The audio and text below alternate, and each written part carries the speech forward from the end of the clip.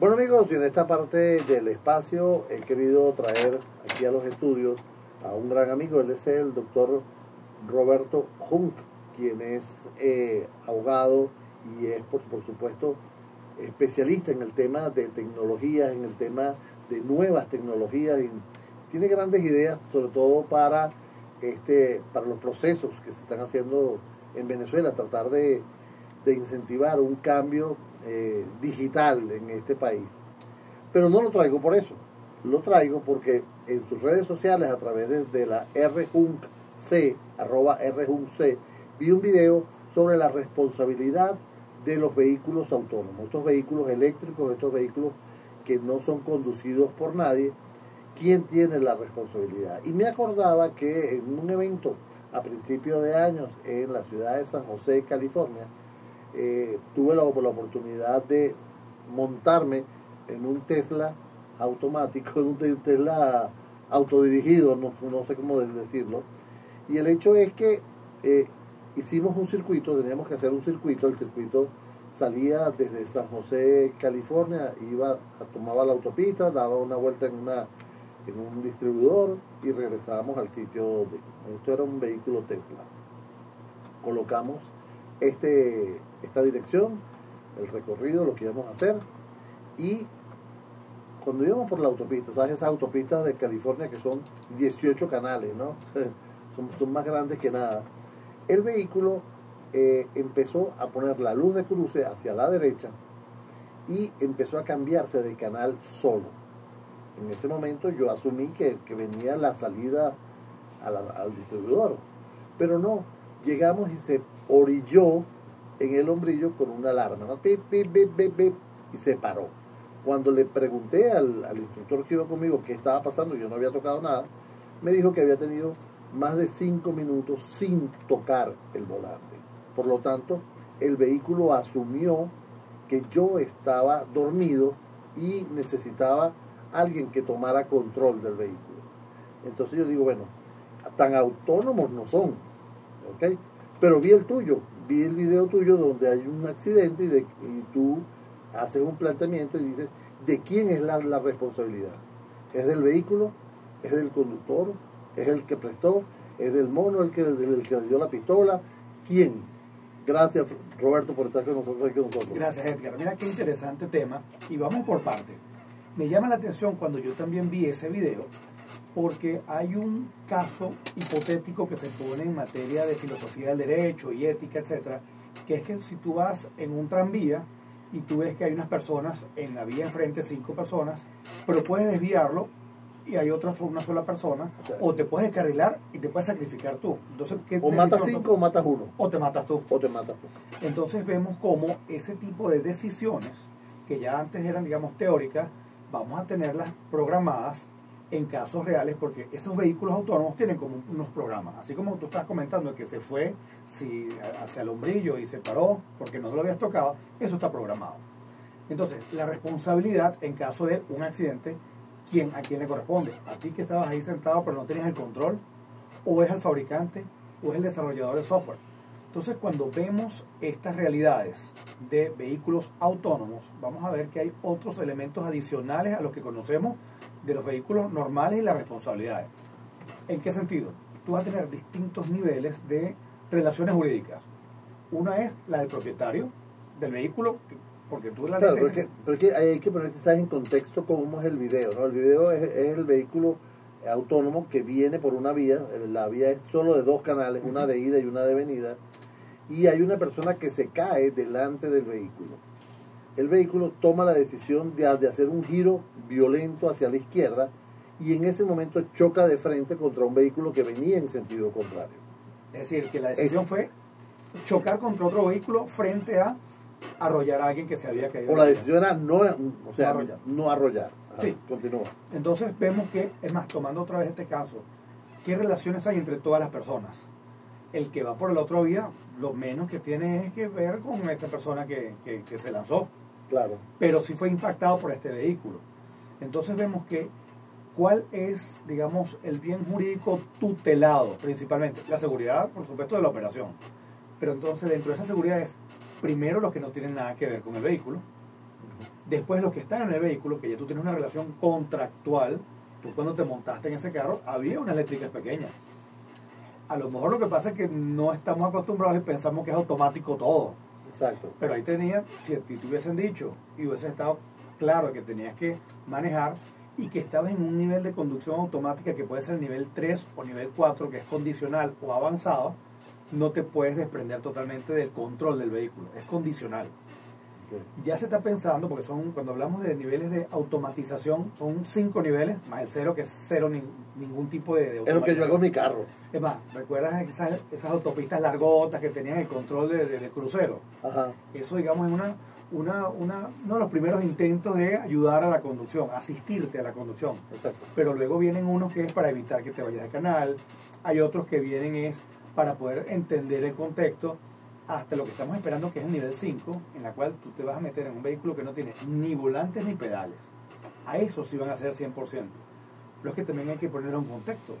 Eso va a ser, ¿dónde? En ciudades donde la gente sepa que hay vehículos autónomos, en ciudades donde tengas una infraestructura preparada para eso, que tú puedas pensar de que los vehículos alrededor tuyo también pueden tener ese tipo de capacidad.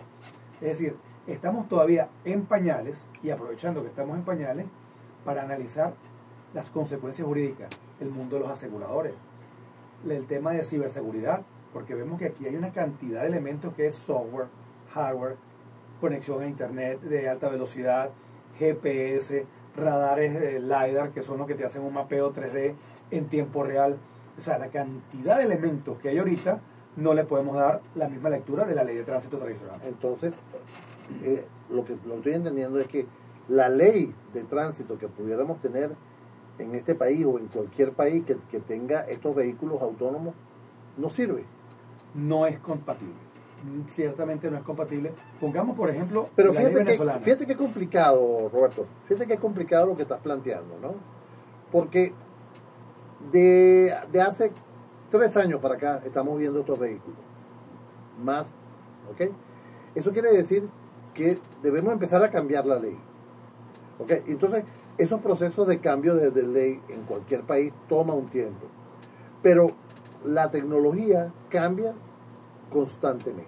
Entonces, estábamos en un nivel 2, pasamos a un nivel 3, tenemos que volver a cambiar la ley, pasamos a un nivel 4, tenemos que volver a cambiar la ley, pasamos a un nivel 5, o sea, no es fácil entonces es la ley. Entonces el problema es la creencia que tenemos en la ley. Y yo lo he insistido y ya lo digo abiertamente, tenemos una creencia supersticiosa y fetichista frente a la idea de ley. Porque la ley, igual que el dinero, son productos políticos de los estados, cualquier estado que sea. Okay. Mientras que ahora vamos a tener nuevos sistemas normativos no basados en leyes, sino en programas. Cuando digo programas, date cuenta que para nosotros es imposible pensar una vía en la cual no tengas demarcados los canales y que no tengas demarcados el sentido. Vas por la derecha o por la izquierda si estás en el Reino Unido, por ejemplo. Pero es que eso ya ni siquiera va a ser necesario en unos elementos de conducción vehicular o movilización vehicular inteligente o autónoma, porque dependiendo de la hora todo puede ser en un solo sentido. Con estos radares la diferencia es de centímetros, es decir, va a haber vehículos en los cuales ni siquiera vas a poder abrir la ventana porque van a pasar uno tan cerca del otro a velocidades tan grandes que sería un riesgo. Entonces, ¿qué es lo ideal en estos momentos? Entender el concepto de sistema normativo. Sistemas normativos más allá de la idea de ley. Porque claro, la idea de ley nos viene el Estado, nos viene las asambleas o los congresos, mientras que estos son eminentemente técnicos. Cuando hablamos de ciudades inteligentes, podemos hablar ya en contextos geográficos en los cuales tiene un sistema normativo distinto al que conocemos. Claro. Sistema normativo en la cual ya no vas a ser un ciudadano normal, sino que tienes que ser un ciudadano usuario. Una ciudad as a service. Claro. Fíjate que otra experiencia que te quiero comentar fue en el Mobile World Congress en Barcelona. Allí tuve la oportunidad de probar un vehículo, ¿okay? Estando en la ciudad de Barcelona, y este vehículo estaba en el Autódromo de Barcelona, en Montmeló, que queda unos cuantos kilómetros de distancia del sitio donde yo estaba. Y yo lo que tenía en mi poder, o sea, lo que tenía era un simulador, ¿ok?, conectado a ese vehículo a no sé cuántos kilómetros de distancia. ¿Okay? Y yo pude dar una vuelta al circuito conduciéndolo desde este sitio, desde este stand que estaban, pero el stand donde estaban. Y el tiempo de respuesta debía ser sumamente pequeño, o sea, lo que se conoce como la itinerancia, sumamente pequeño porque yo frenaba y el vehículo frenaba. Esto era basado en tecnología 5G. Pero esto está pasando actualmente, porque estamos viendo drones que están siendo conducidos, ya no hay pilotos que usen esto. Que lo tripulen, o sea, los pilotos van a estar a distancia, ¿no? Los no pilotos van a estar, tripulación. exacto, entonces, fíjate cómo está cambiando todo el ambiente, ¿no? Así es. Y por supuesto, intentar verlo con las categorías tradicionales no va a calzar perfectamente.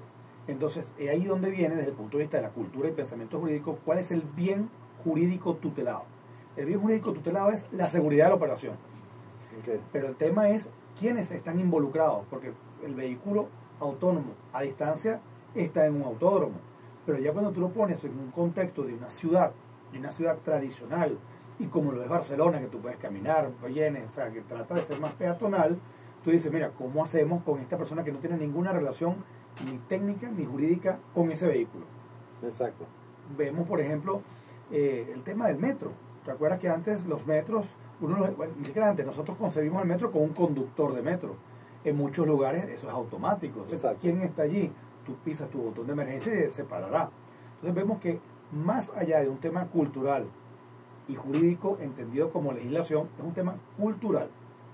Es un tema de analizar cuáles van a ser las nuevas realidades.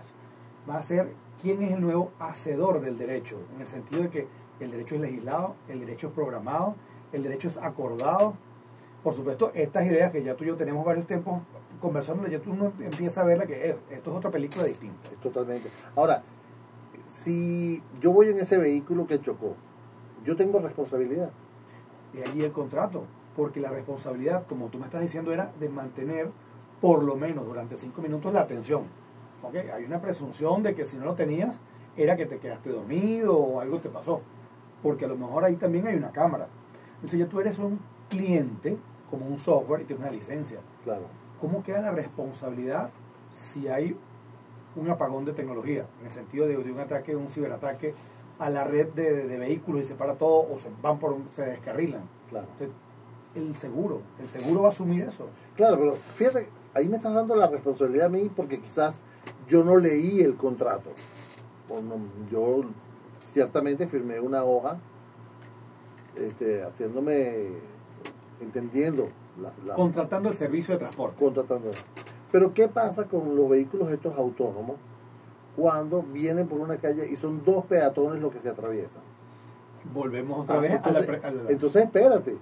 O sea, el vehículo toma la decisión de girar para un lado, pero cuando gira hacia un lado se lleva al de la izquierda o se lleva al de la derecha. Entonces, ahí yo no tengo responsabilidad, tiene responsabilidad el software. Bueno, ahí allí donde viene una parte en la cual hay una tendencia a, por un lado, que haya responsabilidad objetiva del fabricante y el del dueño del software, objetiva.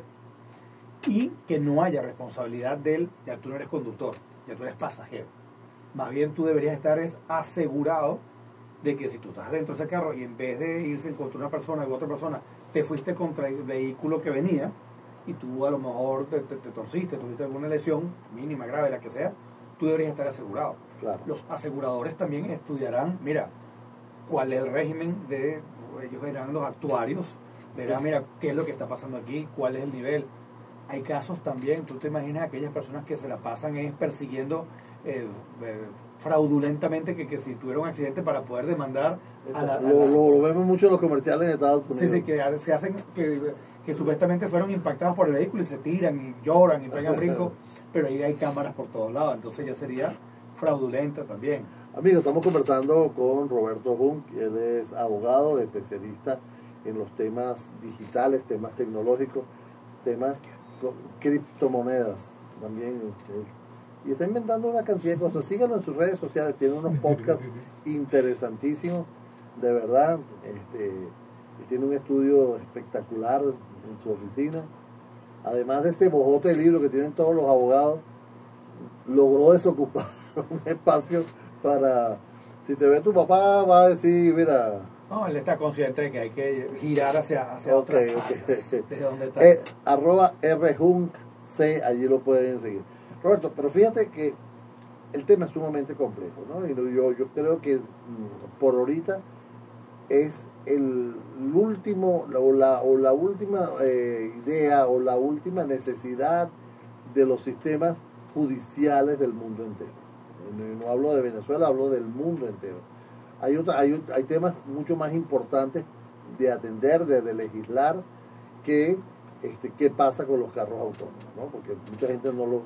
Por ejemplo, ver carros autónomos en Venezuela todavía nos va a faltar un poquito, pero sí hay vehículos aquí, hemos visto unos cuantos Tesla en Venezuela. Pero, ¿qué hacer? ¿Qué hacer? O sea, estamos en una indefensión. No, lo que hay es que repensar. ¿Ya cómo me quedó? ¿Cómo me quedó la...? Bueno, no, la parte de indefensión es frente a una agresión. Pero sí, la idea y la apuesta mía, como tú has podido ver, como yo lanzo los temas, es ¿por qué no repensar lo que son las ideas de juridicidad, los criterios de juridicidad? Porque no necesariamente... ¿A qué nivel? Es que a qué nivel también muchas cosas se dan al margen del derecho legislado. Y eso no significa que no haya derecho. Tú que conoces distintos protocolos, por ejemplo, de Internet, sabes que son propuestas, son normas, porque el protocolo de Internet no deja de ser una norma como tal. Lo que pasa es que los efectos jurídicos, no significa que no sea una norma jurídica, pero sus efectos jurídicos son otros. Yo me gusta poner como ejemplo el tema de las normas Incoterms. Las normas Incoterms son aquellas que rigen el transporte internacional. ¿Son jurídicamente un tratado internacional? No lo son. ¿Son una ley interna? No lo son. ¿Funcionan? Claro que funcionan.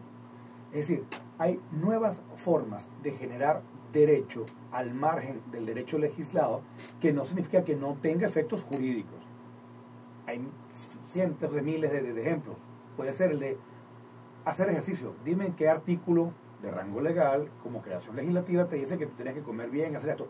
Esperamos que alguien nos diga, hay una laguna legal, porque siempre decimos una laguna, una zona gris. No todos los actos de la vida y de la sociedad se rigen por normas legisladas. Hay normas programadas. A ver, yo voy en un tele y choco. ¿Contra quién chocas? Porque también depende. Claro. Recuerda que la ley de tránsito terrestre nuestra, como todas las demás, para no entrar, porque estos no son fenómenos que nada más los tenemos que ver desde la perspectiva de una sociedad, de un departamento, de una jurisdicción determinada. En general, tú tienes, los principales son el conductor y el propietario y el asegurador. Esos son los tres. Ok, ¿contra quién voy yo? O sea, o me choca un Tesla o me choca un carro autónomo. No voy a estar usando el término Tesla para no... Sí, para que le abramos el mercado a todos los demás. Le abrimos el mercado a todos los demás. Me choca por una falla de software. ¿A quién le reclamo? Tú no tendrías... O sea, yo le voy al asegurador y le digo, mira, este hombre me chocó. Este hombre no, porque no había nadie manejando este carro. Instrumento, claro, del demonio humano. La demonización también de la tecnología. ¿Tú te sentirías cómodo si te dijera ese fabricante que le diga, señor, usted siempre va a tener el carro en perfectas condiciones, si llegase a tener usted un accidente, está totalmente cubierto?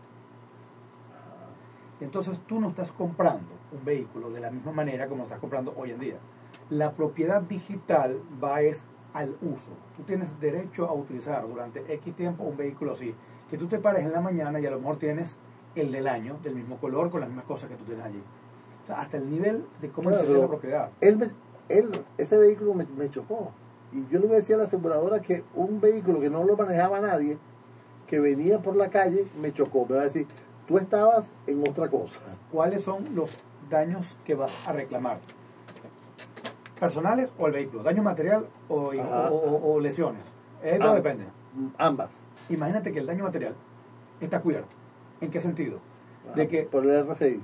No. Por el RCB. Nada.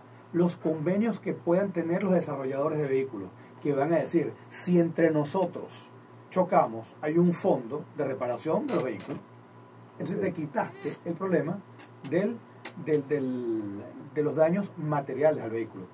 Ahora, te torciste la muñeca, el pie o un esguince, esos son lesiones y está asegurado también. O sea, vemos que ya lo que es los servicios postventa, por decirlo así, van a ser más allá de simplemente el cambio de aceite y las cosas. Eso pero cambio de aceite no, pero no tiene motor. La batería, la batería. Bueno, pero la grasa. Te cuento, o sea, cambia la industria automovilística de manera total y absoluta. Y eso no es distinto a como ocurrió con el tema aeronáutico. Cuando empezaron a principios del siglo XVIII, XX, sería 1900, lo que sería la parte aeronáutica, la responsabilidad frente a los pasajeros, porque el que le cae encima un avión es otra cosa, era objetiva y tenías un límite. Y es que los desarrolladores, cuando hablan de la responsabilidad, lo que quieren decir es, yo no quiero responder ilimitadamente, porque entonces eso me limita para el desarrollo. Entonces son temas bien interesantes en los cuales hay que abordarlos repensando la cultura jurídica que tenemos. Wow, de verdad que es un tema que se escapa muchísimo, ¿no? Y que definitivamente tenemos que volver a tratarlo, tenemos que de alguna manera analizarlo, ¿no? Por ejemplo, yo sé que tú has tocado en tu programa lo que es el derecho de autor, lo has tocado mucho en tu podcast y cuál es la responsabilidad, ¿no? Y quisiera rozarlo un momento al decir, por ejemplo, ¿qué pasa cuando si yo pongo una foto en internet? Ya cuando la pongo en internet, esa foto es libre, ¿ok? Si yo la modifico, yo soy el nuevo autor. ¿Qué pasa con eso? ¿Tienes respuesta? Sí, repensar la idea de propiedad. Así como ocurre en YouTube, que tú pones una canción y dices, epa, esa canción no es tuya, tú la puedes poner en el sentido que tú la pones, pero la monetización va para quien tiene los derechos. Entonces, como todas las imágenes prácticamente pueden ser determinadas quién las subió en un primer momento, si alguien más trata de ponerla, tú decidirás, epa, si esto tiene un rédito patrimonial, va a ser para mí. O tú puedes decir, bórrala. No puedes decir bórrala, la borras tú. Claro. En el sentido de que chocaría allí, porque haces el match y dice, mira, esto está... Pero hay juristas que dicen que ya una imagen retocada ya no es la autoría. No es la misma. O sea, ya no es la misma, por lo tanto es mía. O sea, si yo hago una foto de la Gioconda y la modifico, le pongo un pañuelo adicional y la imprimo, ya no es. Ya no la es. Gioconda. No es. Pero vale más la Gioconda original. Así es. Amigos, hemos estado conversando con Roberto Jung, quien es él es abogado y experto en los temas de tecnología y temas digitales. Por favor, síganlo en sus cuentas @rjungc. Allí pueden además ver el podcast que él tiene. Son temas que de verdad te ponen a pensar. Ha estado en estos últimos días bastante activo y de verdad yo recomiendo. Además, gran amigo y asesor mío en estos temas. Roberto, muchísimas gracias. Gracias, Edgar.